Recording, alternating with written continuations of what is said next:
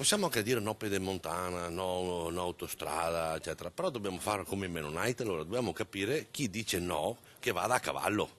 La questione pedemontana, oltre ad infiammare il clima politico veneto con Lega e 5 Stelle su posizioni sempre più lontane, coinvolge direttamente il mondo produttivo, con industriali ed artigiani allarmati da un possibile stop ai lavori dopo le ultime precisazioni del ministro pentastellato Toninelli, che ha sottolineato di non avere non solo mai dato alcun avvallo alla pedemontana, ma di nutrire forti preoccupazioni sulla sostenibilità finanziaria dell'opera.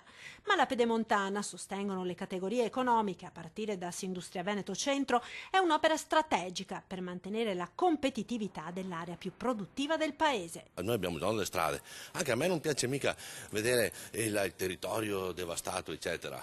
Però allora invece dei treni facciamo i trenini del Bernina e andiamo a cavallo e qualcuno ci manterrà. Cosa volete che vi dica? Qui la pedemontana noi ne abbiamo bisogno di un terreno, di un territorio connesso, una grande area metropolitana, non si misura in chilometri, ma si misura in tempo di percorrenza. Allora fate i conti e vediamo qual è l'area metropolitana che vogliamo. Sulla stessa lunghezza d'onda gli artigiani, con Confartigianato della Marca Trevigiana, che considera l'eventuale stop ai lavori un danno per l'intero sistema paese. Il ministro Toninelli più alla larga che sta a questi temi meglio è, anche se è il ministro competente, perché credo che sulla pedemontana si sia detto di tutto di più e l'unica cosa oggi che rimane da dire è che quell'opera va finita, perché stiamo parlando di un'area, quella pedemontana, che è tra le più competitive e produttive del mondo. E credo che se è così abbia anche diritto ad avere delle infrastrutture diciamo adeguate. Quindi